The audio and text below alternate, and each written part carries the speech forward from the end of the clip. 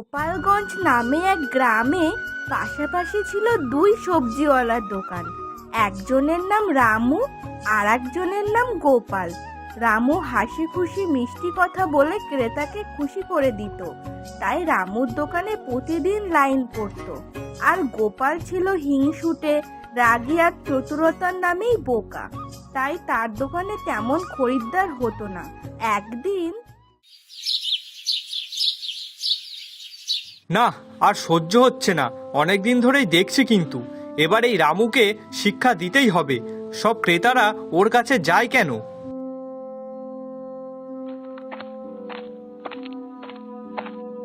রামু, তোর কি আর কোনো কাজ নেই?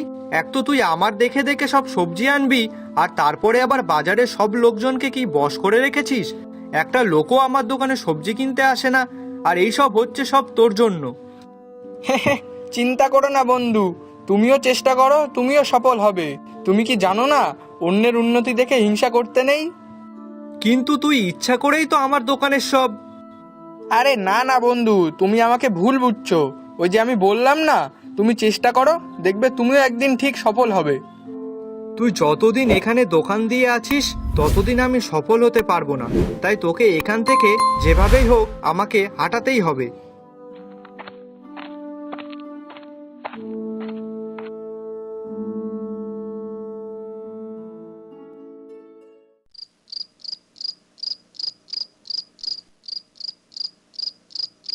কি গো, কি হয়েছে? তোমাকে এত চিন্তিত দেখাচ্ছে কেন? আর বলো না গিন্নি, ওই রামু বেটাটার জন্য আমার ব্যবসা লাটে উঠেছে। প্রত্যেকদিন সব লোক ওর কাছ থেকেই সবজি কিনবে, কেউ ফিরেও তাকায় না আমার দিকে। এখন ওই রামুটাকে কি করে জব্দ করব তাই ভাবছি।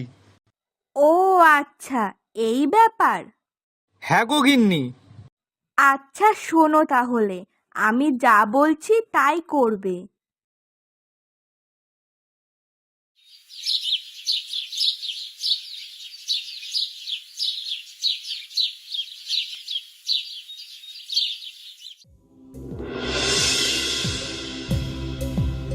এই এই, ওই দেখ, গোপালের দোকানে সবজি 50% ছাড়। চল চল, শিগগিরই ওখানেই চল। হ্যাঁ হ্যাঁ, চলো সবাই।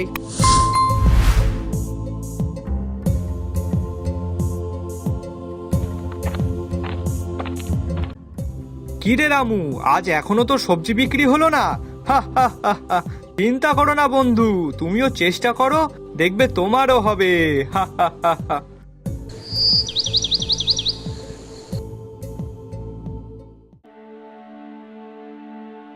ছি দাদা, আপনি সবজি 50% ছাড় দিয়ে পচা সবজি বিক্রি করছেন, এটা কিন্তু আপনার করা ঠিক হয়নি।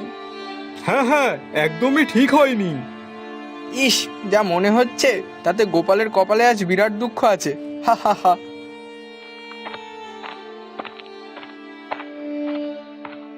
কি গো, কি হয়েছে? তোমরা সবাই ওখান থেকে ওইভাবে ঝামেলা করে ফিরছো কেন? আর বলো না দাদা, ওর সবজি পুরনো, আধ পচা। আবার কেউ বলছে তুলে নেওয়ার সময় নাকি ওজনেও কম দেয়। ও আচ্ছা, এই ব্যাপার। হা হা, আমি তো আগে থেকেই জানতাম এরপর কি হবে, তবুও আমি তোমাদের বলিনি। হ্যাঁ গো দাদা, এর থেকে যদি তোমার থেকেই আমি সবজিগুলো কিনতাম তাহলে এতটা সমস্যা হতো না। ওই 50% ছাড় দেওয়ার নামে সব পচা পুরনো সবজি বিক্রি করছে। আর আমরা সেই লোভে পরে ওখান থেকে সবজি কিনে ঠকেছি। ভুলটা তোমাদের না, অমন সবজি হাফ দামে দিলে যে কেউ সেখান থেকে সবজি কিনবে। কিন্তু তোমাদের একবার বোঝা উচিত ছিল যে এত কম দামে যখন সবজি দিচ্ছে তাহলে নিশ্চয়ই কোনো ভেজাল মেশানো আছে। হ্যাঁ ঠিক বলেছ, আমাদের ওটাই তো ভুল হয়েছে, আমরা একবারও ভেবে দেখলাম না। আচ্ছা ছাড়ো ছাড়ো, যা হওয়ার তা হয়ে গেছে। এখন বলো তো দেখি, তোমরা কে কি নেবে? হ্যাঁ হ্যাঁ, আমাকে 1 কিলো আলু দাও তো। আর আমাকে 500 লঙ্কা, 1 কিলো পেঁয়াজ।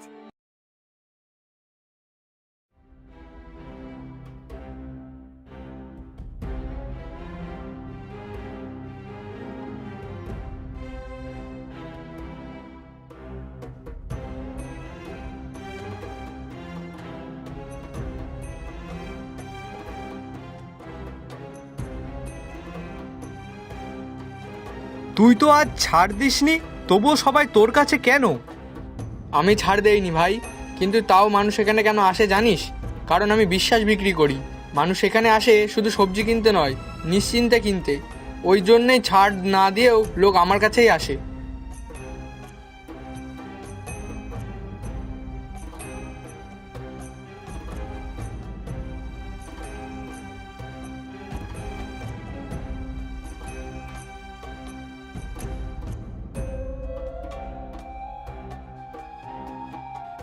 গিন্নি, আমাকে একটু জল দাও তো আগে। হ্যাঁ, আনছি।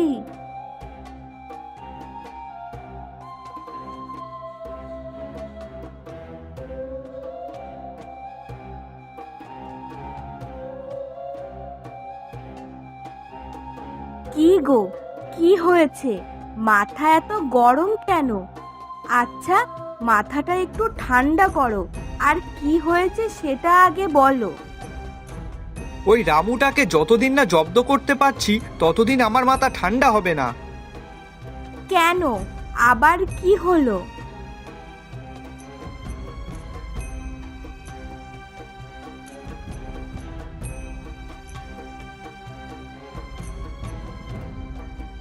আচ্ছা শোনো তাহলে, লোক তোমার দোকানের পচা সবজির জন্য আসছে না, তাই তো? তাহলে তুমিও এক কাজ করো পরের দিন।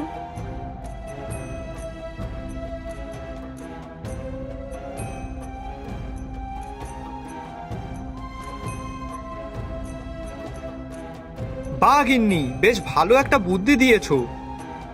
হ্যাঁ, তাহলে আর কি, ঠিক সময় বুঝে তুমি কাজটা সেরে ফেলবে। হ্যাঁ হ্যাঁ, অবশ্যই।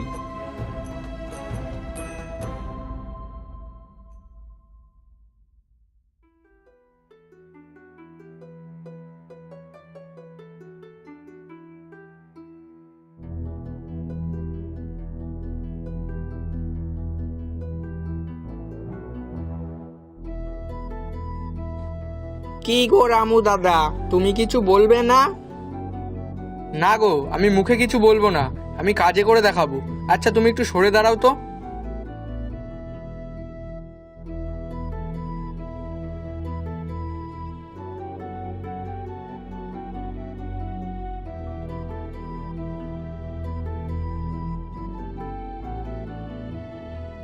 কি গো দাদা, আজকে হঠাৎ বিনামূল্যে? হ্যাঁ, আজ টমেটোগুলো একটু পচা আছে তো, তাই বিনামূল্যেই। সে কি, তাহলে তুমি পচা টমেটো বিক্রি বা করছো কেন? আরে এইসব ওই গোপালের কাণ্ড, আমি নিজে চোখে দেখেছি। ছি ছি, গোপাল এই কাজ করেছে? না না, এবার থেকে ওর দোকানে আর মোটেই যাওয়া যাবে না। গ্রামবাসীরা সবাই বুঝে গেল কে আসলে দোষী, আর তাই সেদিন থেকে গোপালের দোকানে কেউ যায় না এবং সবাই তাকে এড়িয়ে চলে। যার ফলে কিছুদিন গোপাল খুবই হতাশ ছিল, আর একদিন সে নিজের ভুল বুঝতে পারে।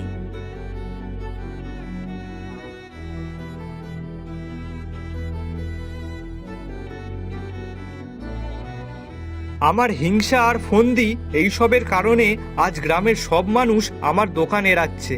না, এইভাবে আর চলা যায় না। আমার সত্যিই এমন কাজ করা উচিত হয়নি। আমি সত্যিই ভুল করেছি। রামুর মতো বুদ্ধি আর সততা আমার নেই। এখন কি করা যায়? না না, আমি আজই রামুর কাছে গিয়ে ক্ষমা চাইবো।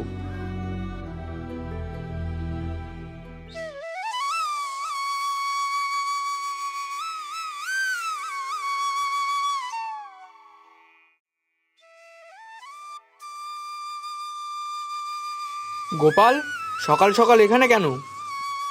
রামু ভাই, আমি ভুল করেছি। আমি হিংসা করেছি, ফন্দি বানিয়েছি। আজ বুঝতে পারছি শুধু সবজি বিক্রি করলেই হয় না, সাথে বিশ্বাসও অর্জন করতে হয়। দয়া করে তুই আমাকে ক্ষমা করে দে।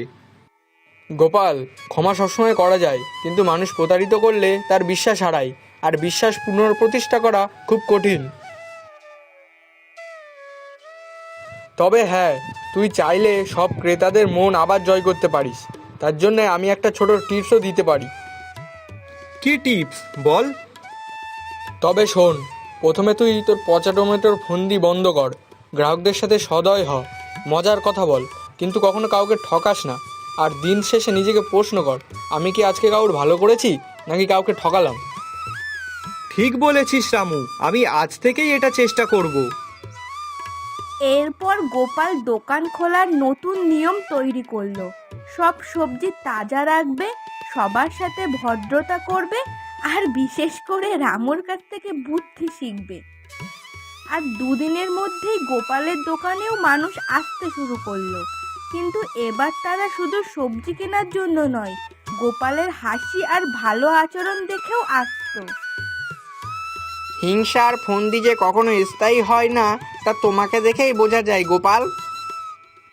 ঠিক বলেছ, সত্যি বুদ্ধি আর সততা সবসময় জয়ী হয়। দেখলেই বোঝা যায় যে মানুষ বুদ্ধি দিয়ে শিখতে চায়, সে নিজের ব্যবসা ও জীবন উন্নতি করে। গোপাল, সত্যি তুই ঠিক পথেই এগোচ্ছিস। আর সেই দিন থেকে রামু আর গোপাল শুধু সদরই সবজিওয়ালা নয়, গ্রামে বুদ্ধি আর সদয়তার প্রতীক হয়ে গেল। বন্ধুরা, তাহলে আমরা আজকের গল্প থেকে শিখলাম বুদ্ধি আর সততা এই দুইয়ে মেলে সাফল্য। হিংসা শুধু দোকান নয়, মানুষকেও পচিয়ে ফেলে।